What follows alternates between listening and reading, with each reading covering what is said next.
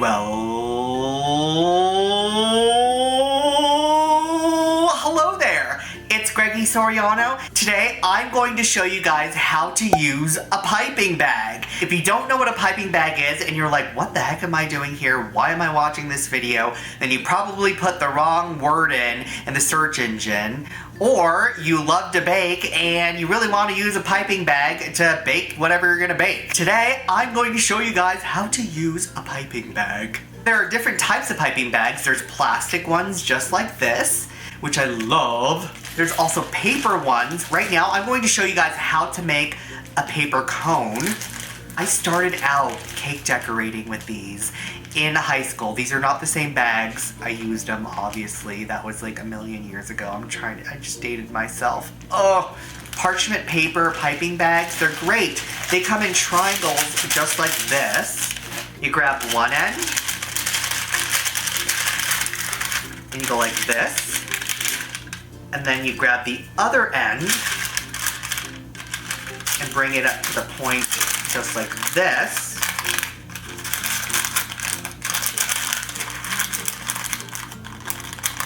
And there you have it, a paper cone. You could stick chocolate in there or frosting if you're gonna pipe someone's name with piping gel. You wanna put it in there, close it right up, and then pipe away. The thing that you could do to reinforce it is that you can put some tape right here on the other side, or you can just leave it like that and it'll stay pretty secure. You just have to make sure you fold it right and close it up right and it'll stay. And these are amazing for doing fine detail work with chocolate and royal icing. It's wonderful. This is like basic cake decorating 101. Learn how to make a paper cone. Or you could be like Madonna for a day and make torpedo bubbies. What is wrong with me? Why did I just do that? Other things that you need to...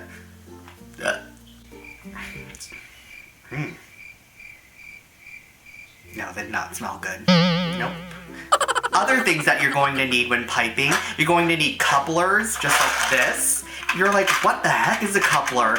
No, it's not Patty Stanger. It's not a matchmaker. It's not a person that puts couples together. A coupler are these things. It has a little twisty top, so basically you untwist it just like that. And what that does, I'm going to show you in a bit. Hold up. You're gonna need piping tips just like this. They come in different sizes and numbers and, ooh, I can see you. There are also other piping accessories that you're going to need, like a nail tip. You can twist it like this and make roses out of it. This is a new item. I've been baking for years, for over like 13 years. There are these new things, it's a new craze, it's called Russian piping tips.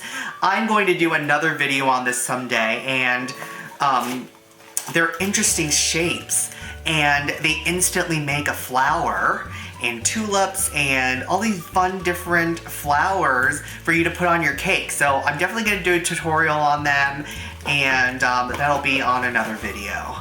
Look at this honker. Look how huge that is. This is great for piping pâte à choux. Pâte à choux is basically cream puffs or eclairs, or piping ganache into little balls, or piping your little lady fingers. This is so good. First, you're going to need one of these babies. You open it and you turn it inside out, almost to the bottom. Turn it inside out, just like this. Ooh, it looks like a little hat. It's like I'm a little French sailor. Then you want to grab your coupler. You want to unscrew it and stick the coupler just like this right inside. So like that. And you want to put it all the way down, just like this.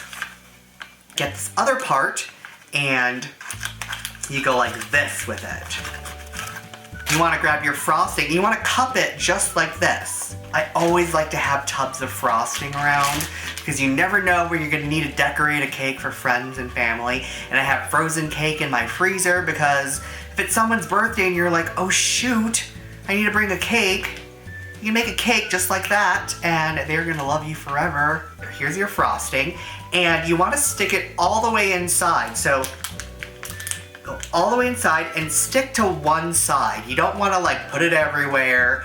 And the reason why you don't want to do that is because it creates air bubbles if you do that. So you want to stick to one side and swipe it just like that. You don't want to be too generous with it. You just want to fill it up just right. Then you put your sleeve back up just like this. You just go like that with it. Just like this. The number one boo-boo that you could ever do when you fill a piping bag is fill it too much. You only want at least like a handful like that. You want to grab it just like this and be like, okay, that's perfect. The reason why you don't want to overfill it is because you are going to make the biggest mess in your entire life. It's going to come out the other end and you're just going to be super greasy and it's just not cute at all. It's just going to ruin your entire piping experience. So don't overfill your bag. You can always refill it. And trust me, you're going to thank yourself later if you don't overfill it. Grab it just like this. And you do a little twistity twist, like that, and you always want the habit of holding your piping bag. It's not like a doorknob. I don't know, what kind of things do you hold like this? Basically, you hold it like that, and then you want to cut it with a pair of scissors right here. And what's great about this is that you don't want to cut it before you put your coupler in, because if you cut it too much, then it's just gonna plop right out. And it's a great guide to see whether or not you're cutting too much or too little. So use this as your guide and you can kind of feel it and you just snip away and it leaves a little bit of excess and enough for it to not go through your piping bag. Unscrew this end, just like that. Then you grab your piping tip. This is a 104 piping tip, and you can do this any way you want. There's no right or wrong, but as long as you get this darn thing inside this, just like that.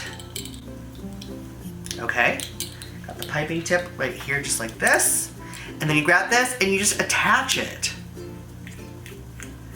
And twist. And there you have it.